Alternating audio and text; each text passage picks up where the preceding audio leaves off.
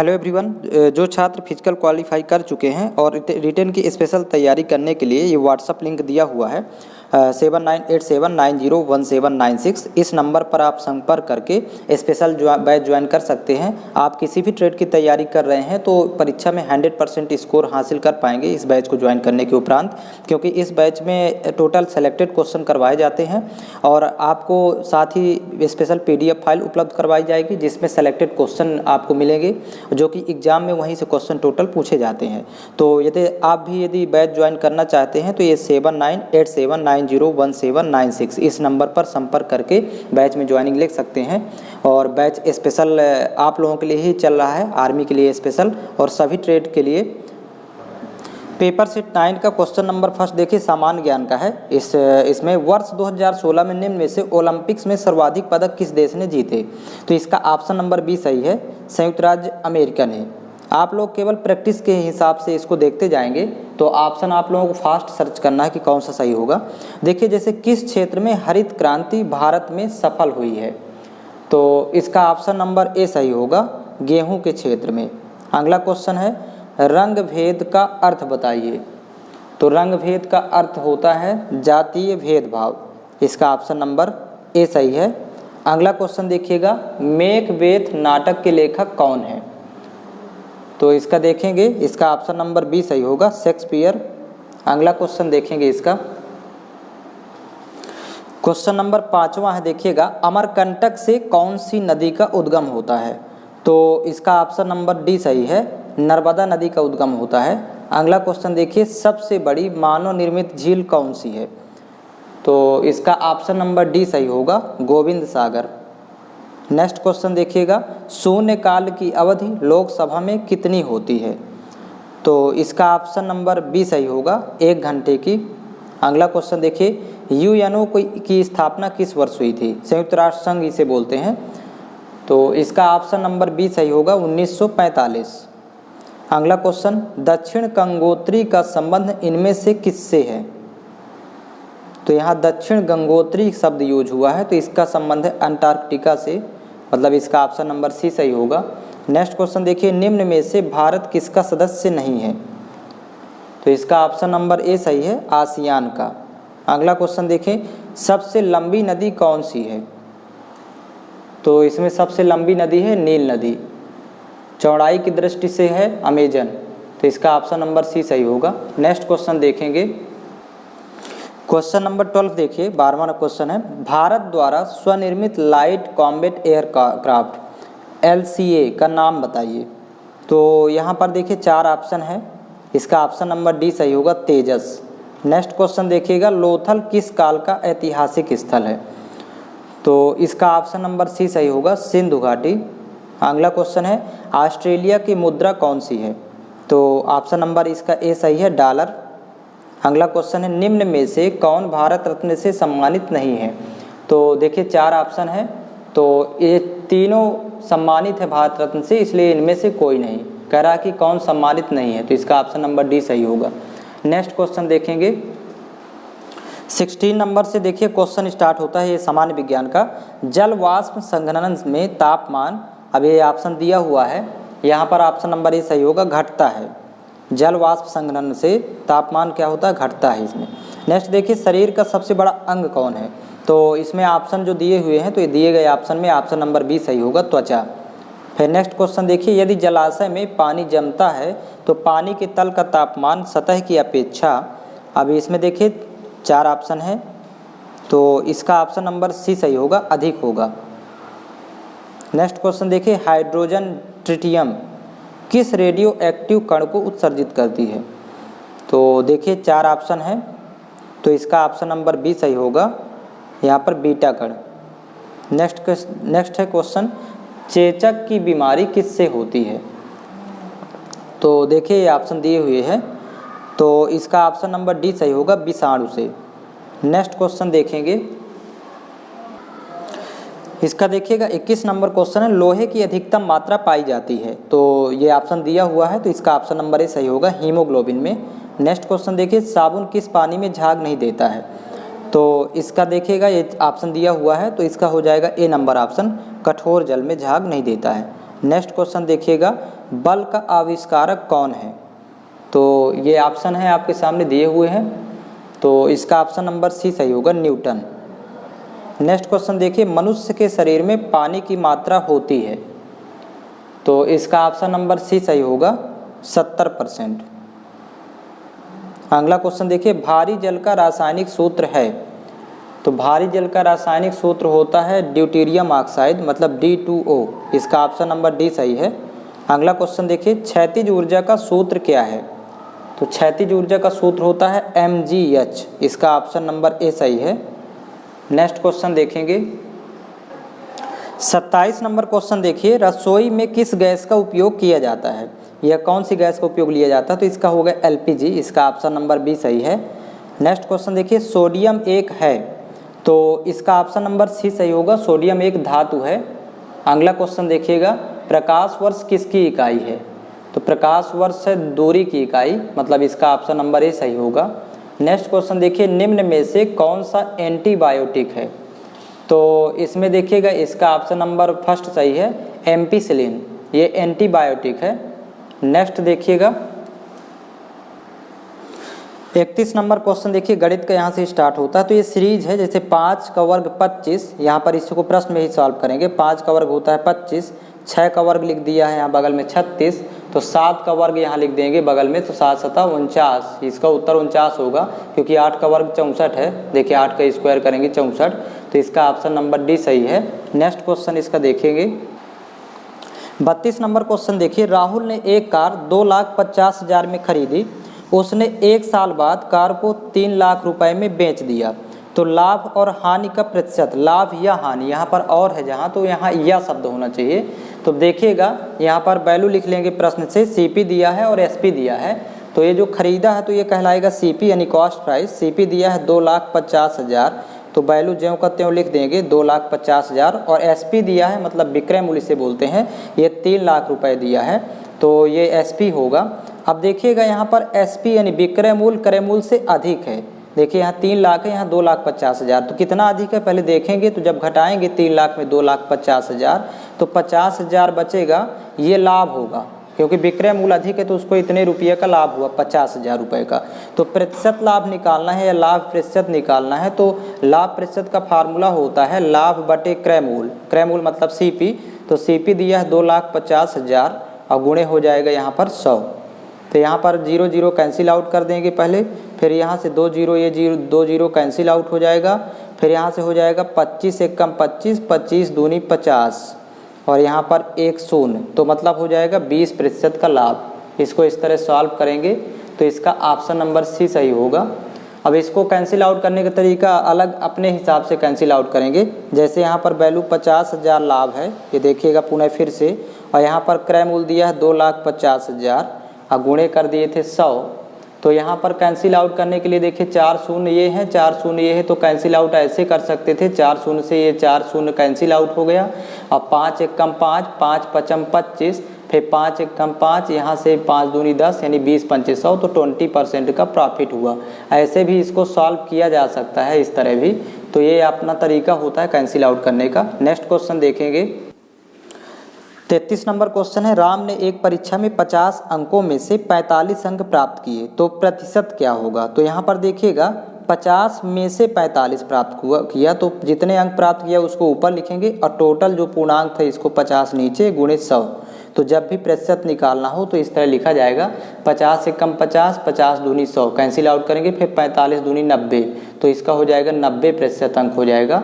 तो इसका option number C सही है। अगला क्वेश्चन देखेंगे, यहाँ पर देखिए 34 नंबर क्वेश्चन है, यदि a बराबर 2, b बराबर 4, c बराबर 1 हो तो a square minus 3bc plus 4ac का मान ज्ञात करें।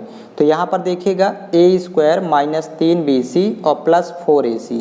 अब इसमें वैल्यू पुट कर देना है, तो देखिएगा a की वैल्यू यहाँ पर 2 है तो 2 रखेंगे यहाँ पर, तो देखिए 2 का स्क्वायर, फिर माइनस है तो यहाँ माइनस हो जाएगा, फिर 3 इंटू बी इंटू सी है, तो बी और सी की वैल्यू देखेंगे, बी की 4 है, सी की 1 है, तो यहाँ पर रख देंगे, पुट कर देंगे, तो 3 गुणे 4 गुणे 1 हो जाएगा। फिर यहाँ प्लस है तो यहाँ पर प्लस लगाएंगे। अब इसके बाद 4ac है तो यहाँ पर देखिएगा 4 गुणे और a और c की वैल्यू रखेंगे, तो a का वैल्यू है 2 और c का वैल्यू है 1, तो यहाँ पर 2 गुणे 1 हो जाएगा या 2 × 1। अब यहाँ पर इसको सॉल्व कर लेना है तो 2 का स्क्वायर 4 होगा माइनस यहाँ 4 3 12 1 कम 12 हो जाएगा, फिर प्लस यहाँ प्लस लगाएंगे, फिर 4 दूनी 8 1 कम 8, तो यहाँ पर 8 होगा। अब यहाँ पर देखिएगा 8 और 4 हो जाएगा, जुड़ जाएगा क्योंकि प्लस प्लस पहले जोड़ेंगे, ये फिर माइनस का है तो 8 4 12 प्लस का हो गया, बगल में माइनस का 12 है तो 12 प्लस माइनस 12 दोनों कैंसिल हो जाएंगे, प्लस 12 माइनस 12 तो वैल्यू 0 हो जाएगी, तो इसका उत्तर शून्य होगा। इसका ऑप्शन नंबर सी सही है। नेक्स्ट क्वेश्चन देखेंगे 35 नंबर क्वेश्चन देखिए, आयत की भुजा 12 सेंटीमीटर और 8 सेंटीमीटर की है तो आयत का परिमाप क्या होगा। तो यहाँ पर देखिएगा परिमाप का फार्मूला लगाएंगे। आयत का परिमाप का सूत्र होता है 2 × लंबाई धन चौड़ाई, मतलब 2 गुणे लंबाई धन चौड़ाई, ब्रैकेट में लिखेंगे लंबाई धन चौड़ाई।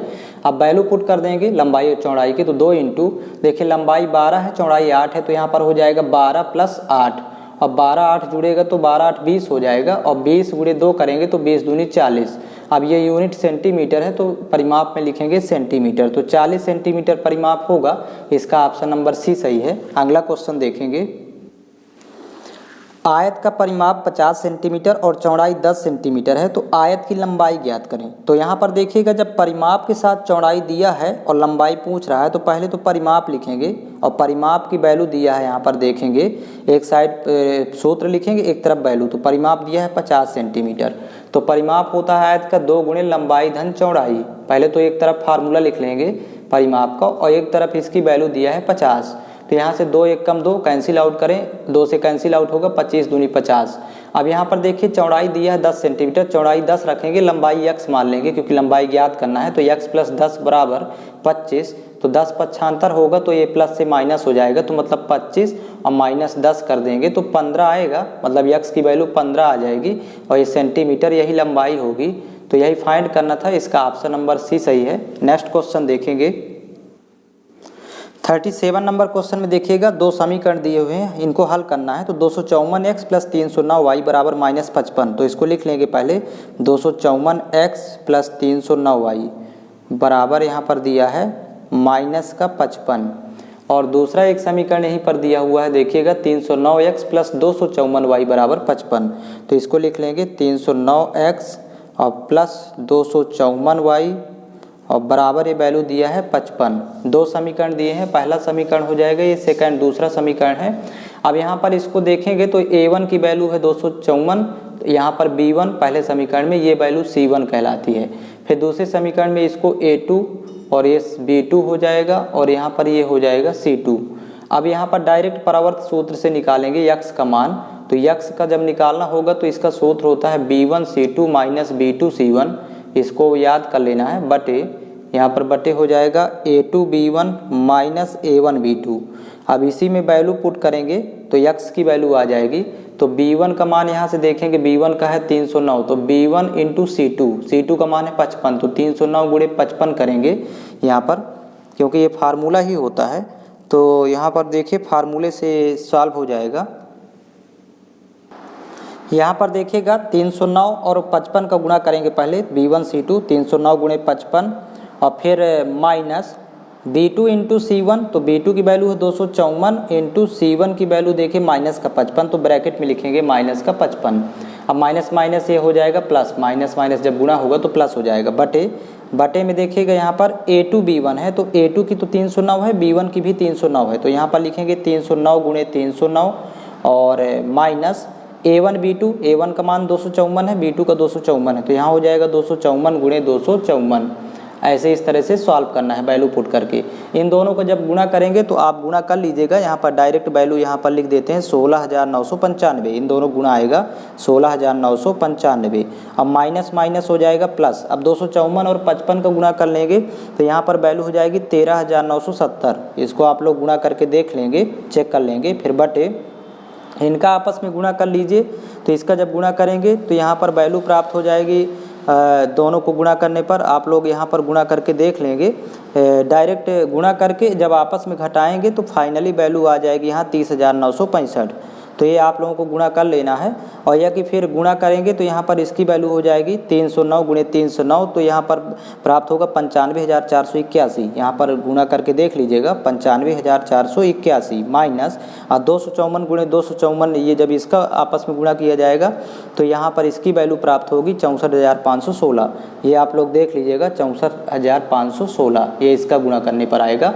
तो यहाँ पर फाइनली जब आपस में इसको जोड़ेंगे तो जोड़ने पर इसका प्राप्त होगा 30,965। दोनों को जब जोड़ेंगे तो 30,965, और नीचे आपस में जब घटाएंगे आपस में तो इसकी वैल्यू होगी 30,965। तो ये सेम वैल्यू हो गई, तो ये कैंसिल आउट हो जाएगा, तो वैल्यू इसकी आएगी 1। x का मान तो इसी तरह निकालेंगे 1। अब y का मान देखिए कैसे निकालते हैं इन्हीं दोनों समीकरणों से। तो y का निकालने के लिए फार्मूला पहले लिख लीजिए। y बराबर होता है C1 into A2 minus C2 into A1, ये फार्मूला होता है बटे में वही रहेगा A2 into B1 minus A1 into B2, ये फार्मूला होता है। अब यहाँ वैल्यू पुट करेंगे C1 और A2, तो C1 का मान -55 है, A2 का मान है 309। तो यहाँ जब गुणा करेंगे वैल्यू पुट करेंगे तो -55 गुणे 309 और फिर माइनस C2 A1, C2 का मान 55 है, A1 का 254 है, तो यहाँ पर गुणा होगा 55 गुणे 254, और यहाँ पर बटे लिख देंगे। वैल्यू अभी निकाले थे, इसको जब सॉल्व किए हैं अभी x वाले में, तो 30,965 ये इसका मान आएगा। ये हर में अंश में देखिए इन दोनों को जब गुणा कर लेंगे आपस में तो गुणा आएगा -16,995, 16,995, फिर माइनस 55 254 को गुणा करेंगे तो 13,970 आएगा। इसका गुणा करके देख लेंगे 13,970 प्राप्त होगा, और बटे में ये वैल्यू दी हुई है 30,965। अब देखिए जब ये दोनों जुड़ेगा माइनस माइनस प्लस होगा, तो जोड़ने पर इतना ही प्राप्त होगा जो नीचे ये वैल्यू दी है 30,965, वो भी माइनस में रहेगी। 30,965 ये अंश में लिखा रहेगा, जो जोड़ने पर प्राप्त होगा। नीचे भी वैल्यू सेम 30,965, ये हर में भी इतना प्राप्त होगा, तो दोनों ये कैंसिल हो जाएगी, अंश हर से कैंसिल होगा, तो माइनस का 1 ये आएगा। तो एक वैल्यू प्लस की 1 और दूसरी माइनस की 1, तो 1 और -1 जिस ऑप्शन में होगा वही उत्तर होगा। तो इसका ऑप्शन नंबर ए दिया हुआ है +1 -1, तो इसका हल होगा ए नंबर। नेक्स्ट क्वेश्चन देखेंगे।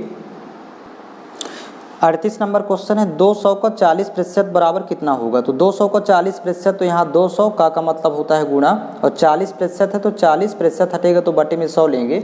अब यहाँ पर देखिए 0 0 ये कैंसिल आउट हो जाएगा, तो 40 गुणे 2 करने पर वैल्यू हो जाएगी 80। तो 200 का 40% 80 होगा, तो इसका ऑप्शन नंबर ए सही है। अगला क्वेश्चन इसका देखेंगे।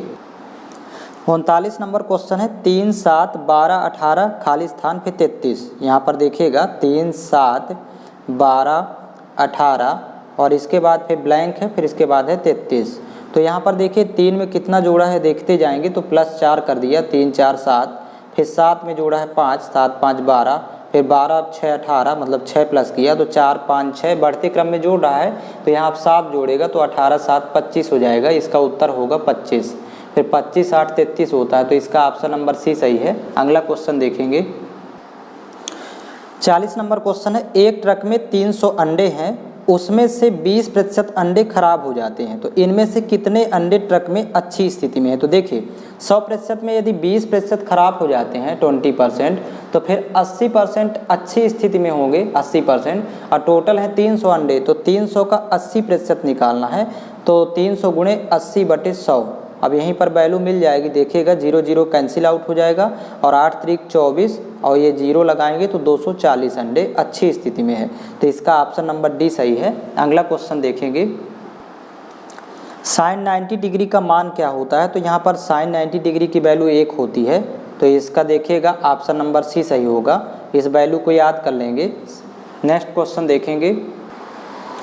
42 नंबर क्वेश्चन है साइकिल के एक पहिए की त्रिज्या 42 सेंटीमीटर है, तो 400 चक्कर में कितने मीटर जाएगा पहिया। तो देखिएगा यहाँ त्रिज्या दिया है और पहिया वृत्ताकार है, तो वृत्त की त्रिज्या 42 सेंटीमीटर, त्रिज्या r बराबर 42 सेंटीमीटर। अब 400 चक्कर में चली गई दूरी पूछ रहा है, तो पहले निकालेंगे एक चक्कर में चली गई दूरी पहिए द्वारा। तो एक चक्कर में चली गई दूरी परिधि के बराबर होती है। यहाँ पर देखिएगा तो वृत्त की परिधि को होता है 2πr, यहाँ पर 2πr लिखेंगे फार्मूला। अब इसी में वैल्यू पुट करते हैं, तो 2 गुणे पाई की वैल्यू 22/7 इंटू r हो गया 42 सेंटीमीटर में दिया है, तो 7 1 कम 7 7 6 42। अब आपस में गुणा कर देंगे तो 22 छक्का 132 और 132 दूनी 264, तो यहाँ 264 सेंटीमीटर हो जाएगा एक चक्कर में चली गई दूरी पहिए के द्वारा।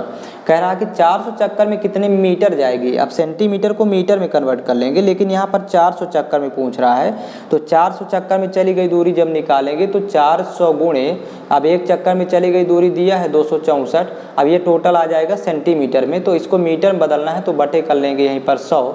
अब 0 0 एक कैंसिल आउट हो जाएगा। अब 4 से जब गुणा करेंगे तो आ जाएगा मीटर में, तो 4 चौक 16 की 6 हासिल 1, 4 छंग 24, 24 1 25 हासिल 2, 4 दूनी 8, 8 2 10, तो 1056 मीटर जाएगा 400 चक्कर में पहिया। तो ये इसका उत्तर होगा, तो इसका ऑप्शन नंबर बी सही है, 1056 मीटर। अगला क्वेश्चन देखेंगे इसका 43 नंबर क्वेश्चन है, समीकरण 5x² माइनस 7x प्लस 2 के मूल क्या होंगे। तो यहाँ पर समीकरण जो दिया है पहले इसको लिख लेंगे, 5x² माइनस 7x प्लस 2। अब इसके मूल पूछ रहा है, तो देखिएगा बीच वाले पद को दो पदों में बांटेंगे कि जोड़ने घटाने पर -7 आए, गुणा करने पर आ जाए 5 दूनी 10 के बराबर। तो देखिएगा यहाँ पर 5x² माइनस 5x और माइनस 2x, तो ये माइनस माइनस जुड़ जाएगा, -7x हो जाएगा और ये प्लस 2। अब देखिए यहाँ पर कॉमन लेंगे दोनों से, तो यहाँ पर कॉमन है 5x दोनों से, तो यहाँ पर वैल्यू x बचेगी -1, क्योंकि 5x ही कॉमन हो रहा है।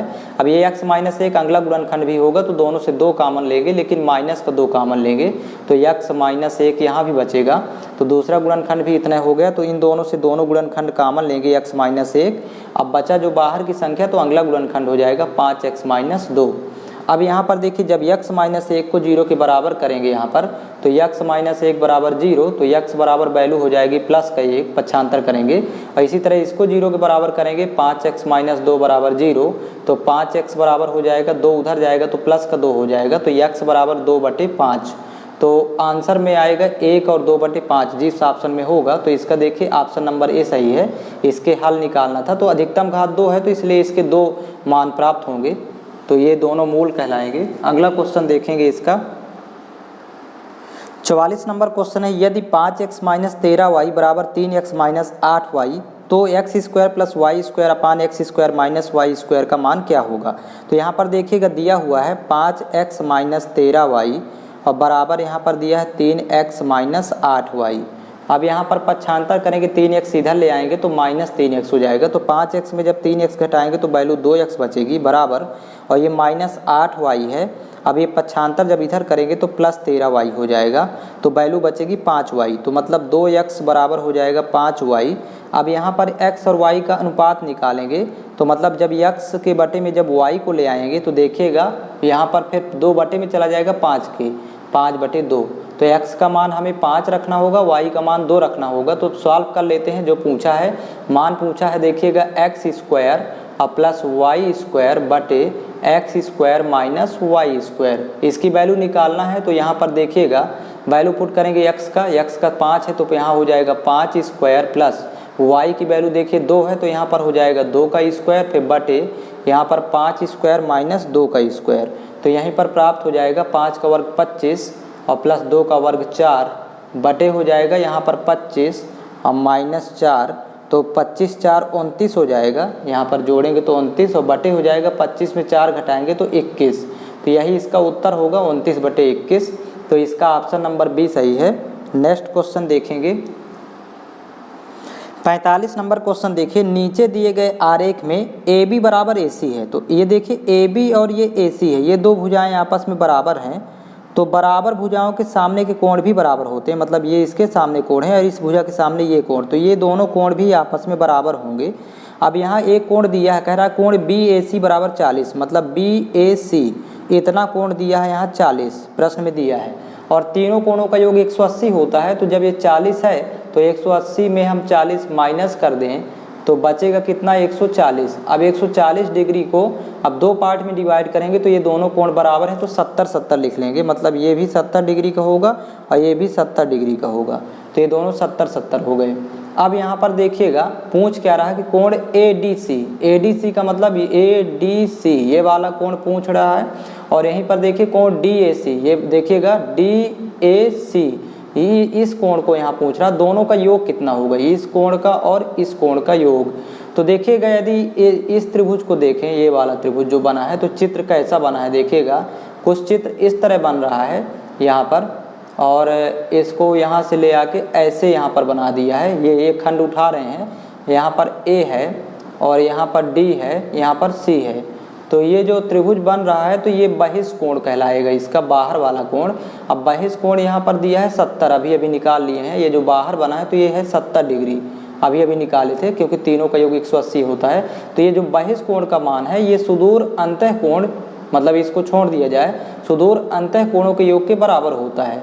मतलब ये बहिष्कोण का मान इन दोनों के योग के बराबर होता है। तो इनका योग भी कितना हो जाएगा, इसके 70 के। तो किसी भी त्रिभुज में बहिष्कोण का मान सुदूर अंतःकोण, मतलब इस वाले को छोड़ दें, इस वाले को, तो ये जो दो दूर हैं इससे, इस कोण से दूर हैं, तो इनका योग इसके बराबर होगा। तो मतलब कहने का अर्थ कि इन दोनों का मान होगा जोड़ने पर 70 डिग्री, मतलब कोण ADC प्लस कोण DAC, इसका मान कितना हो जाएगा, 70 डिग्री।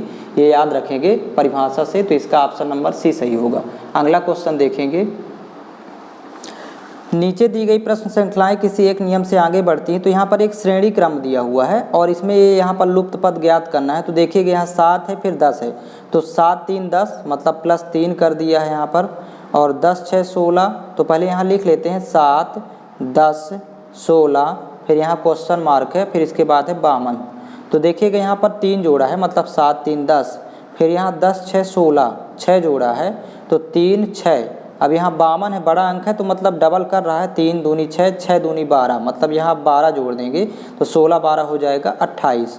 ये जो ज्ञात करना था वो 28 होगा। फिर 12 दूनी 24 यहाँ जोड़ेंगे तो 52 आ जाएगा। तो 8 4 12 की 2, 2 2 4 1 5, तो मतलब यहाँ 12 जोड़ना होगा। तो 3 डबल कर करके जोड़ रहा है, 3 दूनी 6 दूनी 12 दूनी 24, तो यहाँ 28 इसका उत्तर होगा।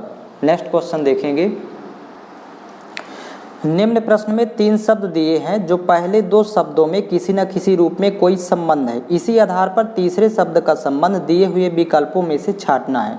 तो यदि पक्षी के लिए उड़ना तो मछली के लिए क्या होगा। तो पक्षी उड़ते हैं तो मछली तैरती है, तो इसका तैरना होगा, इसका ऑप्शन नंबर सी सही होगा। नेक्स्ट क्वेश्चन देखेंगे। यहाँ पर देखिएगा, यदि सिगरेट का सांकेतिक भाषा दिया है GICERAETT, तो फिर डायरेक्शन के लिए क्या होगा। अब कोडिंग डिकोडिंग का प्रश्न है। तो यहाँ पर देखिएगा, यहाँ पर CIG को लिखा है GIC, 3 3 का जोड़ा बना के विपरीत क्रम में लिख दिया है, CIG को GIC। ARE को लिखा है ERA, यहाँ पर देखिएगा ERA, 3 3 का जोड़ा बनाया है, और TE को लिखता है ETT, यहाँ पर देखिएगा ETT। सेम इसी तरह 3 3 का यहाँ जोड़ा बना के अब विपरीत क्रम में लिखना है। विपरीत क्रम का मतलब इधर से लिखेंगे, तो DIR है तो RID लिखेंगे, मतलब इसका हो जाएगा RID। फिर इसमें देखिएगा यहाँ पर सेकंड जोड़े में ECT लिखा है तो TCE लिख देंगे, यहाँ पर TCE। और यहाँ पर देखेंगे ION लिखा है तो NOI लिखेंगे, इसको उल्टा लिखेंगे NOI। अब इसमें देखेंगे यहाँ पर लिखने के बाद, अब देखिए यहाँ पर ऑप्शन में कैसे सर्च करेंगे। तो यहाँ पर R और I जिस ऑप्शन में होगा उसी को देखना है। तो देखिए फर्स्ट लेटर R है, तो ये देखिए यहाँ पर R है और लास्ट है I, तो इसी में देखिए बाकी देख लेंगे। तो RID, देखिए RID, फिर TCE, यहाँ लिखा है TCE NOI, तो यही ऑप्शन सही होगा, सी नंबर। फर्स्ट और लास्ट को देख लेते हैं तो ऑप्शन में चेक कर लेंगे। नेक्स्ट क्वेश्चन देखेंगे। 49 नंबर क्वेश्चन देखेंगे। श्याम का भाई राम है। तो यहाँ पर देखिएगा जैसा बताता जाएगा उसी तरह डायग्राम बनाएंगे। और राम का पिता महेश है, प्रिया का भाई जगत है और श्याम की बेटी प्रिया है। तो जगत का चाचा कौन है। तो अब देखिए इसको सॉल्व कैसे करते हैं। तो श्याम का भाई राम है, तो यहाँ पर पहले ये दोनों भाई हैं तो श्याम और राम, तो इस पर डैश करके एक दूसरे के अगल बगल में लिखेंगे, तो ये भाई हैं इसलिए। अब कह रहा है कि और राम का पिता महेश है, तो राम का पिता महेश है तो ऊपर लिखेंगे, एक पीढ़ी ऊपर की बात कर रहा है। तो देखिएगा जस्ट महेश ऊपर लिखेंगे। प्रिया का भाई जगत है, तो यहाँ तो अभी कुछ लिंक ही नहीं है तो अभी इसको छोड़ देंगे। और श्याम की बेटी प्रिया है, तो श्याम की बेटी है यानी पुत्री है, तो एक पीढ़ी नीचे की बात कर रहा है। तो यहाँ पर श्याम की बेटी प्रिया है और यहाँ पर अब देखिए प्रिया का भाई जगत है, तो यहाँ पर डैश करके लिख देंगे प्रिया का भाई जगत है। तो मतलब ये पुत्री है तो ये पुत्र हो गया, श्याम पिता हो जाएंगे इन दोनों के। और श्याम का भाई राम है तो ये इन दोनों के चाचा कहलाएंगे। तो कह रहा था प्रश्न में कि जगत का चाचा कौन है, ये जगत का चाचा पूछ रहा है। तो राम होगा क्योंकि पिता के भाई, जगत के पिता के भाई, तो इसका ऑप्शन नंबर ए सही होगा। अगला क्वेश्चन देखेंगे। एक व्यक्ति उत्तर दिशा में मुख करके खड़ा है, वह 90 डिग्री दक्षिणावर्त घूमता है और इसके पश्चात 180 डिग्री वामावर्त दिशा में घूमता है, पुनः उसी दिशा में 90 डिग्री और घूमता है, तो अब उसका मुख किस दिशा में है। तो यहाँ पर देखिएगा, इसको जब सॉल्व करना हो तो सबसे पहले यहाँ पर डायरेक्शन समझिएगा। डायरेक्शन सबसे ऊपर होता है नॉर्थ, नीचे होता है साउथ मतलब उत्तर दक्षिण, ये होता है दाईं ओर ईस्ट मतलब पूर्व, और बाईं ओर होता है वेस्ट यानी पश्चिम। अब ये इस साइड यदि घूमेगा घड़ी की सुई की दिशा में तो ये कहलाता है दायां, इसको कहते हैं दायां। यदि इस तरह घड़ी की विपरीत दिशा में, सुई की विपरीत दिशा में, तो ये कहलाता है बायां। तो यहाँ पर देखिएगा, यदि दाएं घूमेगा और 90 डिग्री पूरा घूमे तो ईस्ट में चलेगा, नॉर्थ से ईस्ट में आ जाएगा। तो एक सूत्र लिख लेते हैं, north east south west north. यदि एक ही दिशा में चले तो यहाँ फार्मूला पहले लिख लेते हैं, नॉर्थ ईस्ट साउथ वेस्ट फिर नॉर्थ।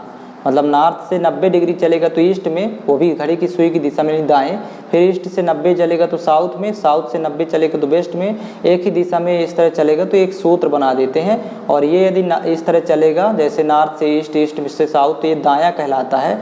तो ये दाएं के लिए इस तरह चलेंगे, और यदि नॉर्थ से इधर साइड चलेंगे तो ये कहलाएगा बायां। पहले तो इसी को समझेंगे। अब प्रश्न में देखेंगे, कह रहा कि एक व्यक्ति क्या उत्तर दिशा की ओर मुंह करके खड़ा है, तो उत्तर का मतलब नॉर्थ, तो यहाँ पर पहले इंडिकेट कर लेंगे, अभी नॉर्थ की ओर है। अब वह 90 डिग्री दक्षिणावर्त घूमता है मतलब दाएं, तो 90 डिग्री यदि दाएं घूमेगा तो पूरा घूमेगा मतलब ईस्ट में आ जाएगा। अब यहाँ आ गया दाएं मतलब इसी साइड, इस डायरेक्शन में। अब इसके पश्चात 180 डिग्री वामावर्त घूमता है मतलब बाएं घूमेगा 180, तो 90 घूमेगा दो बार, एक बार पूरा घूमेगा तो नॉर्थ में आ गया, इस साइड घूमेगा बाएं इधर, और नॉर्थ से एक बार और घूमेगा 90, तब 180 होगा। तो अब 180 घूमा जब इधर से ईस्ट से, तो 90 और फिर 90, तो अब वेस्ट में आ गया, पश्चिम में। फिर कह रहा पुनः उसी दिशा में 90 डिग्री और घूमता है, तो मतलब अब 90 डिग्री और घुमाएंगे तो यानी पूरा इधर, तो अब आ जाएगा साउथ में। तो अब कह रहा कि उसका मुख अब किस दिशा में है, तो ये साउथ में होगा। इसी तरह इसको सॉल्व करेंगे, साउथ मतलब दक्षिण। और इस टॉपिक को क्लियर करना है तो ये बेसिक से पूरा टॉपिक क्लियर कर सकते हैं। प्लेलिस्ट में वीडियो उपलब्ध है इसका, दिशा परीक्षण का रीजनिंग टॉपिक वाइज वीडियो में। और जो छात्र ऑनलाइन बैच ज्वाइन किए हुए हैं आर्मी के सभी ट्रेड के लिए, तो वो भी इन सेटों को साथ साथ देखते जाएंगे। ये जीडी का प्रैक्टिस सेट और राम सिंह यादव का है। और जो छात्र ऑनलाइन बैच ज्वाइन करना चाहें स्पेशल अलग से, अभी जैसे हाल ही में ट्रेडमैन का एग्ज़ाम हुआ है, तो ट्रेडमैन का पेपर कुछ स्टूडेंट बता रहे थे कि बहुत हाई लेवल का दिया था उसमें, लेकिन आप लोग यदि ये बैच ज्वाइन कर लेते हैं तो आपको सभी लेवल के क्वेश्चन उसमें मिल जाएंगे, और क्वेश्चन एक भी एग्जाम में छूटेगा नहीं। और बैच ज्वाइन करने हेतु ये नंबर दिया हुआ व्हाट्सअप लिंक 7987901796, ये व्हाट्सअप लिंक है। तो इस नंबर पर संपर्क करके आप बैच में ज्वाइनिंग ले सकते हैं, और क्वेश्चन एक भी एग्जाम में छूटेगा नहीं, टोटल उसमें सेलेक्टेड क्वेश्चन करवाए जाते हैं बैच में। तो 7987901796 इस नंबर पर आपको संपर्क करना है, ये व्हाट्सअप लिंक है। तो इस नंबर पर संपर्क करके आप बैच में ज्वाइन हो सकते हैं।